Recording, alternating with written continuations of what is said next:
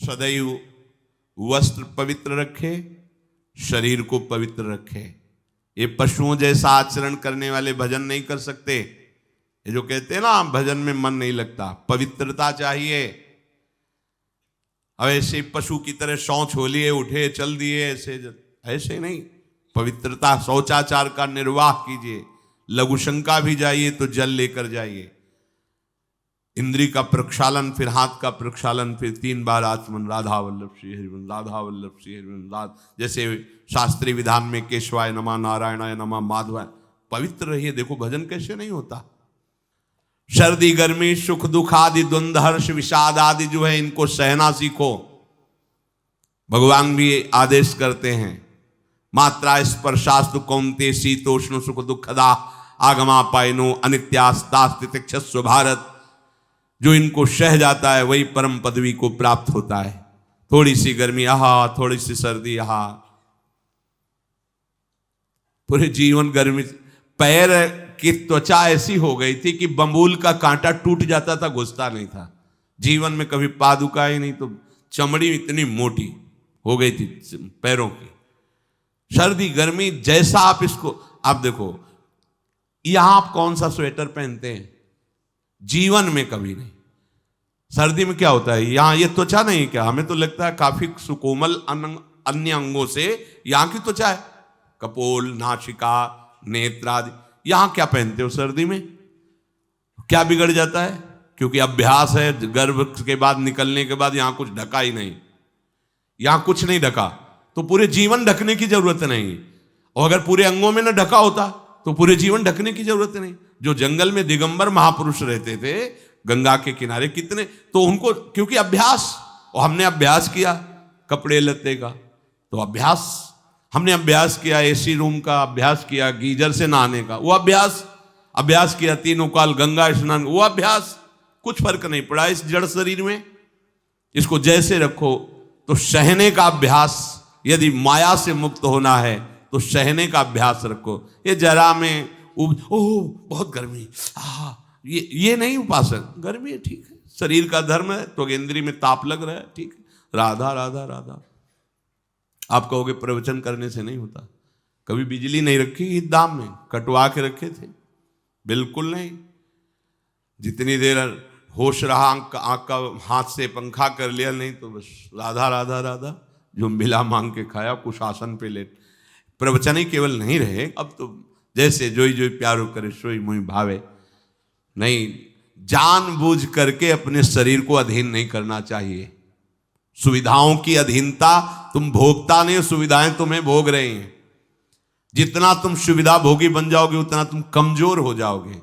सीधे प्रकृति का वार सहो, तुम महात्मा सुदृढ़ बलवान हो जाओगे। तुम्हारे आगे समर्थ शब्द लग जाएगा। जो प्रकृति के और विकारों के वेगों को सीधे सहता है उसे महात्मा कहते हैं। समहात्मा सुदुर्लभा यम ही न व्यथयन्ते ते पुरुषम पुरुषर्षभ सुख दुख समा। जिसका सुख दुख समान भाव, किसी भी वेग की व्यथा से हृदय व्याकुल नहीं होता, वो भगवान को प्राप्त करने का अधिकार प्राप्त कर लेता है। इसलिए सहनशीलता। सर्वत्रात्मनेश्वरान वीक्षाम कैवल्य मनिकेतताम विवक्त चीर वसनम संतोषम एन केनचित। ये ध्यान रखो कि तुम कभी प्रभु से अलग नहीं हो। सर्वत्र भगवान हैं तो यहां भी हैं, सब समय में हैं तो इस समय में भी हैं, सब में हैं तो हम में भी हैं, सबके हैं तो हमारे भी हैं। हम कभी भी प्रभु से बिलग नहीं हूं। एकांत सेवन तुम्हारा स्वभाव बन जाना चाहिए। चाहे जो हो, थोड़े समय के लिए तो एकांत बैठो। एकांत मिला तो मोबाइल का संग कर लिया, एकांत मिला तो मित्र बना लिए, बैठ के प्रपंच वार्ता कर रहे हो। नहीं, अगर भगवत प्राप्ति करनी, माया मुक्त होना है तो एकांत एकांत ही होना चाहिए। भले 100 लोग हैं, हमारा किसी से कोई संबंध नहीं, और हम बैठे हैं अपने आराध्य देव के चिंतन में, हम एकांत हैं। और गुफा में बैठे हैं, शरीर एकांत है, मन से चिंतन संसार का हो रहा है, प्रपंच में है, एकांत में नहीं है। एकांत शब्द का अर्थ समझना चाहिए। हम एकांत को सीधे गुफा या कहीं एकांत ऐसे, एकांत का अर्थ है एक के सिवा दूसरा कोई नहीं, अर्थात एकमात्र भगवत चिंतन में डूबा हुआ उपासक। बाजार में बैठा हुआ भी एकांत है, सभा में बैठा हुआ एकांत है, और प्रपंच का चिंतन करने वाला बंद कमरे में भी प्रपंची है, गुफा में भी प्रपंची है। जहां आप रह रहे हो उसे ये मेरा घर है ऐसी भावना का त्याग कर दे। अनिकेत ये भगवान का दिया हुआ वास स्थान है। कुछ समय के लिए इसमें शरीर निर्वाह कर रहे हैं, ये भी छूटेगा और ये भी छूटेगा। जैसे स्टेशन में बैठा आदमी आराम से, पर वो बैठा इंतजार कर रहा है कि कब हमारी गाड़ी आवे और उस पर हम यात्रा करें। बस ऐसा ही कुछ स्टेशन जैसा विश्राम है, कब मृत्यु आवे और शरीर छूटे, हम प्रिया प्रीतम को प्राप्त हो। ये न मेरा था, न मेरा है, न मेरा रहेगा। ये न मेरा था, न मेरा है, न मेरा रहेगा। गृहस्थ हो तो पवित्र वस्त्र पहने, और त्यागी हो तो जैसे मिल जाए भगवत कृपा से वैसे वस्त्र पहने। प्रारब्ध के अनुसार तुम्हें जैसी व्यवस्था मिली उसमें संतोष करना सीखो, मांग मत रखो। प्रभु की प्राप्ति के लिए खास बात ध्यान रखनी है, अपनी उपासना में दृढ़ श्रद्धा रखो और सर्वश्रेष्ठ भाव रखो, पर दूसरे किसी की भी निंदा न करो। अगर किसी की भी निंदा करोगे तो फिर माया तुम्हें मुक्त होने नहीं देगी। मन को, वाणी को, शरीर को संयम में रखो, अर्थात भगवत भजन, भगवत वार्ता और मौन। मन का संकल्प विकल्प रहित होना, विषयों का चिंतन न करना, प्रभु के रूप का, नाम का, धाम का, लीलाओं का चिंतन करना। शरीर का शास्त्र संयम से वर्ताव करना। अब माया मुक्त होते चले जाओगे, इनमें किसी में भी त्रुटि ना हो, सावधानी रखो। अपनी इंद्रियों को सावधान रखो, किसी के दोष न देखने पावे। कोई गलत चेष्टा देखेंगे तो ये भी गलत करने के लिए तैयार हो जाएंगी। हे राजन, श्रवणम कीर्तनम ध्यानम हरेरद्भुत कर्मणः जन्म कर्म गुणानां च तदर्थे अखिल चेष्टिता।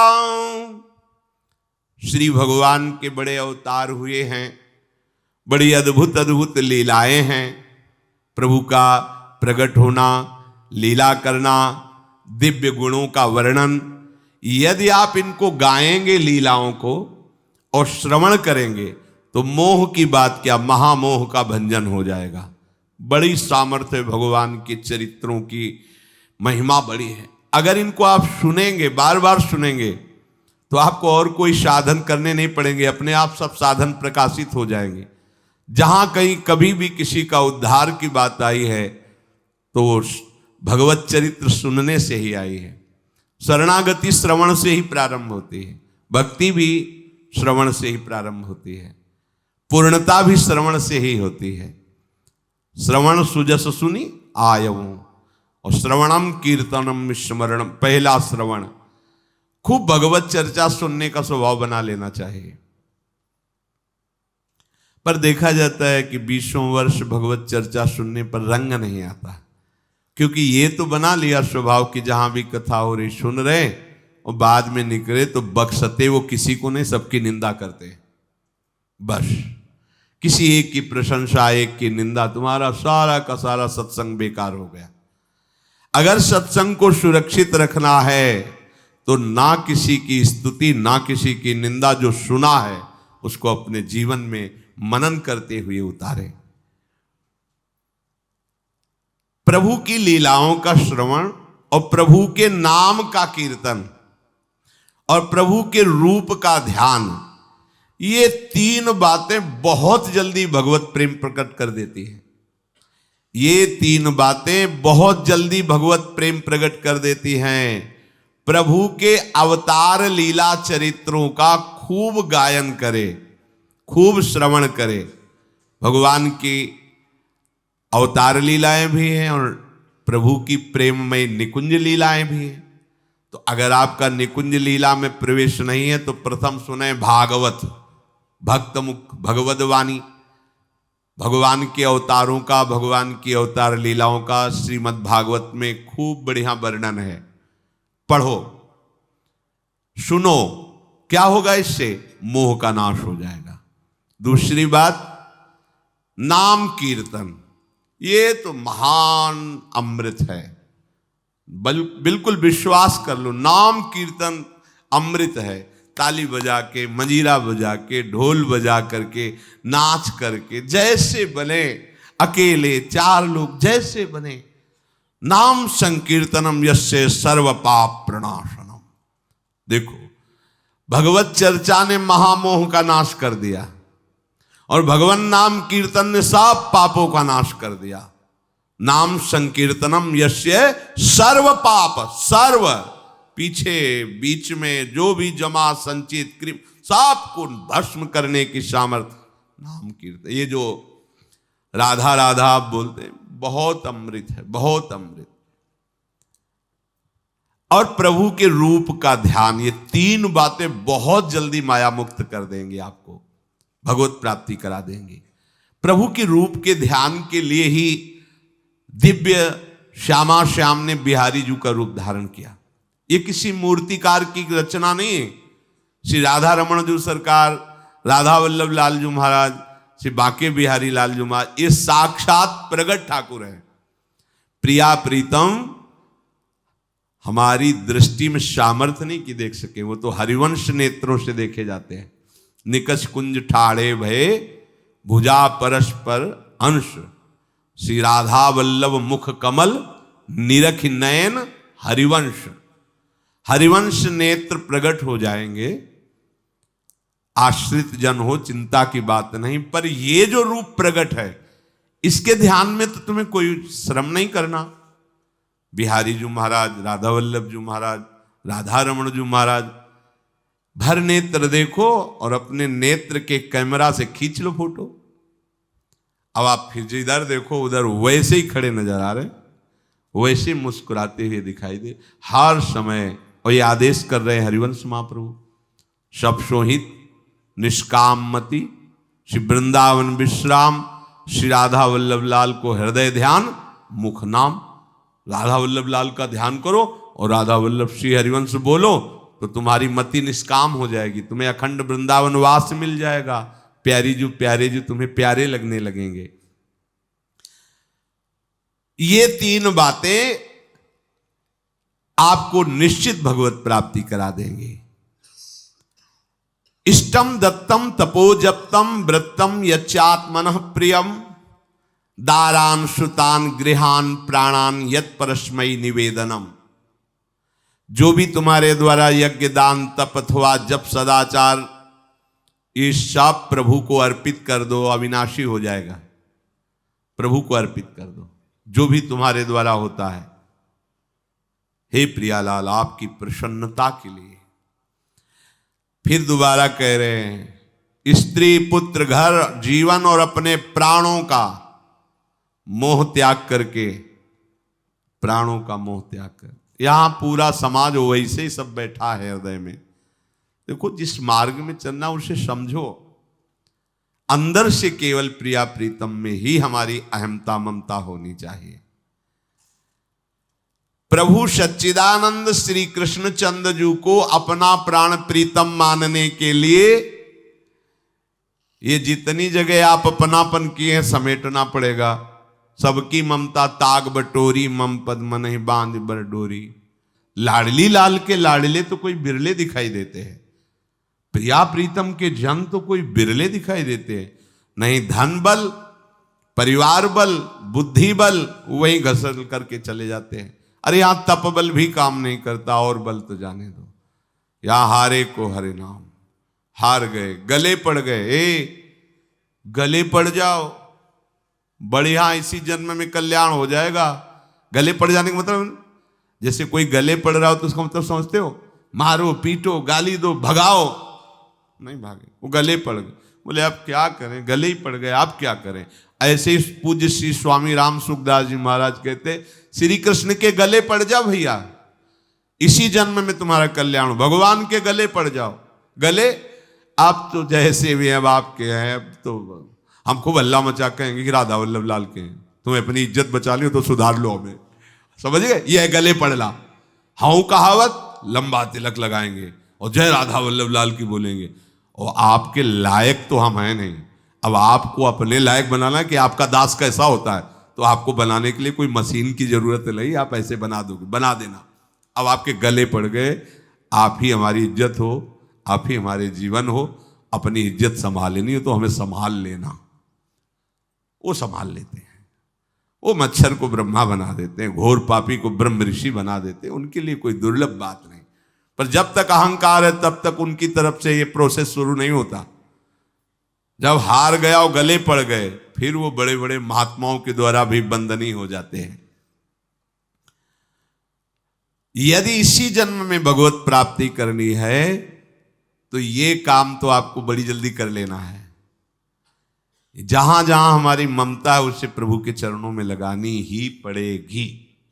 चूक करोगे, वही ममता की डोर मन को घसीट लेगी और अगले जन्म का विधान बना देगी। यदि आपको इसी जन्म में भगवत प्राप्ति करनी है तो सबकी ममता ताग बटोरी, मम पद मन ही बांध बर डोरी। एवं कृष्णात्मनाथेषु मनुष्येषु च सौहृदम परिचर्यां चोभयत्र महत्सु नृषु साधुषु। और ये सब सहजता पूर्वक तब हो जाएगा जब किसी संत महापुरुष का आश्रय ले लोगे। जिन संत महापुरुषों ने अपने समर्पण के प्रभाव से, भजन के प्रभाव से सच्चिदानंद भगवान श्री कृष्ण को अपनी आत्मा के रूप में साक्षात्कार कर लिया है, यदि उनसे प्रेम हो जाए, संतों से प्रेम होना संतों से बड़ा कठिन है। अभी कोई मुस्कुरा के तुमसे कह दे कि कई दिनों से हम तुम्हें देख रहे थे या देख रही थी, बस तुम्हारे मन को कोई निग्रह विग्रह करने की जरूरत नहीं, घसीट जाएगा। वो बड़े भाग्यशाली हैं जिन्होंने संतों से प्रेम किया। यहां कह रहे हैं ये जितनी बातें बताई गई, दया, तितिक्षा, मौन, मनोनिग्रह, इंद्रिय निग्रह, परिवार की ममता का त्याग, भगवान से अपनापन, भागवत धर्म का प्रादुर्भाव होना, ये एक साथ सब हो जाएंगे केवल तुम्हें गुरु चरणों से प्रेम हो जाए, संत चरणों से प्रेम हो जाए। क्योंकि उन्होंने सच्चिदानंद स्वरूप भगवान कृष्ण को अपने प्रेम बल से अधीन कर लिया है। यदि परोपकारी संत जनों से हमारी प्रीति हो जाए तो हमारा स्वभाव बदल जाएगा। संतों से प्रीति है, ये तुम्हारे स्वभाव से परिचय मिलेगा। क्या? परस्परानुकथनम पावनम भगवद्यशः मिथो रतिर्मिथस्तुष्टिर निवृत्तिर्मिथ आत्मनः। जब संतों से प्रेम हो जाता है तो स्वभाव बन जाता है क्या? भगवत चर्चा करने का। अपने लोग जब नई अवस्था में तो भिक्षा के लिए चले और आगे संत मिल गए, 2-2, 3-3 घंटे धूप में खड़े भगवत चर्चा हो रही, नीचे धूल जल रही, ऊपर से सूर्य ताप है और खड़े 2-2, 3-3 घंटे चर्चा हो। शाम की किसी बात पर छिड़ गई तो ये शास्त्र 12-1 रात्रि के बज रहे, वो प्रसंग पूरा और उसका निर्णय, रात दिन उसी की चर्चा। स्वभाव बदल जाएगा, कुछ और अच्छा नहीं लगेगा। परस्परानुकथनम पावनम भगवद्यशः, परम पवित्र करने वाले भगवान की बातें वो परस्पर करने लगते हैं। यदि संतों से प्रेम नहीं तो जहां दो मिलेंगे वहां संसार की वार्ता होगी। संत प्रेमी जब मिलेगा तो भगवत चर्चा होगी। ये पहचान है परस्परानुकथनम पावनम भगवद्यशः। आपस में इकट्ठे होकर नाम कीर्तन करना, भगवत चर्चा करना। पर मिथो रतिर, जो प्रपंची लोग हैं उनसे उनका संबंध नहीं होता। मिथस्तुष्टि, जो भोगी लोग भोगों में सुख प्राप्त करते हैं, उपासकों को उसमें नहीं। जब भगवत चर्चा होती तो ऐसी तृप्ति होती, 1 घंटा चर्चा हुई, आनंद मगन हो गए, आहा आज हमें प्रभु का यश सुनने को मिला, आज भगवत भक्त का संग, हृदय पावन होने लगता है। आध्यात्मिक शांति का अनुभव उन्हीं उपासकों को होता है जो प्रपंच वार्ता न करके परस्परानुकथनम पावनम भगवद्दशा